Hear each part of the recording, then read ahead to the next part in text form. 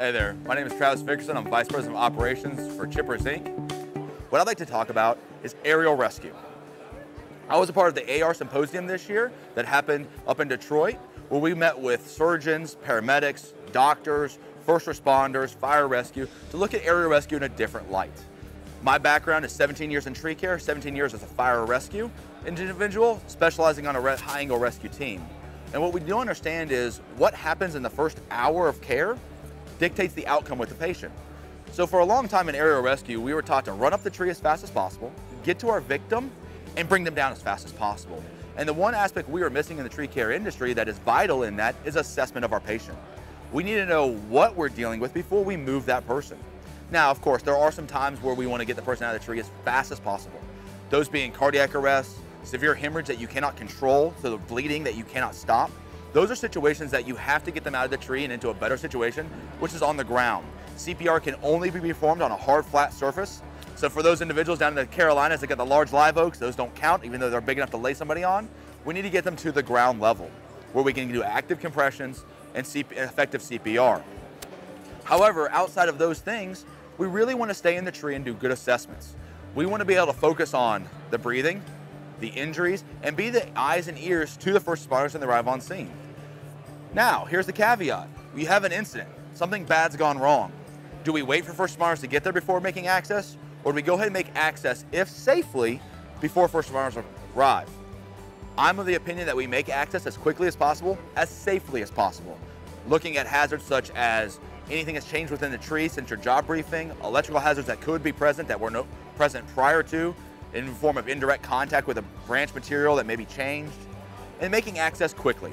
Get to our victim, wait with our victim, and be there for first responders when they arrive. Once you're in the tree, you're a much more vital asset to first responders and how they can utilize you in a rescue scenario. One way they may be able to rescue you, or be able to use you in a rescue scenario, is in the assessment portion. They may ask, what do you see? What do you hear?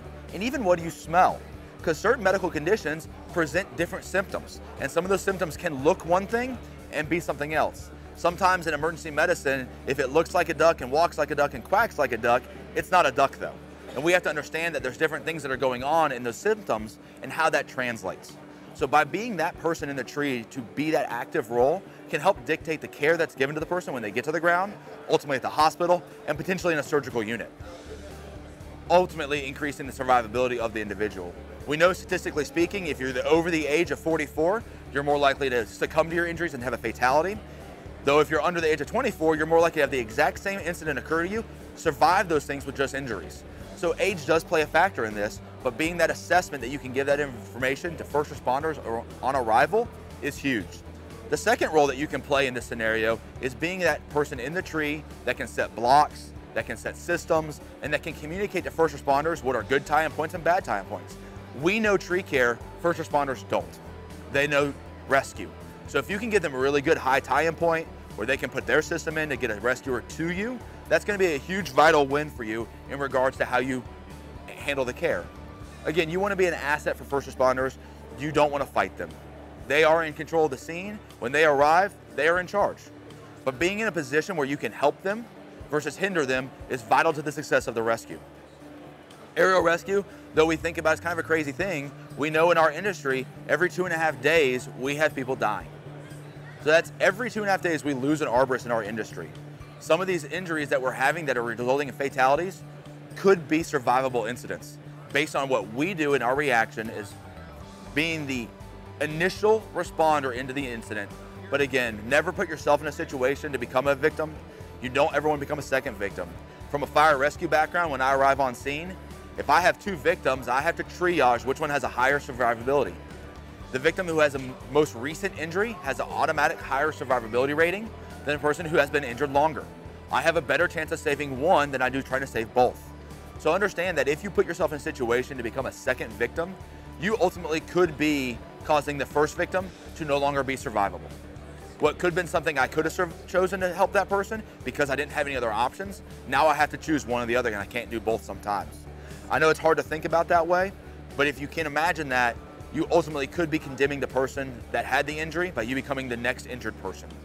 You are vital in this response, you are vital in what's happened and telling us all these things and really making it outcome that's favorable for all people and having an ultimate return to work. Thank you for your time. I appreciate having a chance to speak with you. If you look for more information, there's some great webinars on TreeStuff.com's webinars. You can speak, there's some things on leadership on there that I've done. Please look into the leadership and creating culture of safety. It's a passion of mine. If you want more information on leadership, please reach out to me on Instagram at Travis Vickerson, Facebook, Travis Vickerson, YouTube, same Travis Vickerson, and you can check out my new leadership book on Amazon.com, Leadership for Today. It's a great day to take some things from history and look at how they apply to leadership in our world in tree care that we don't always think about. Thank you and have a great day.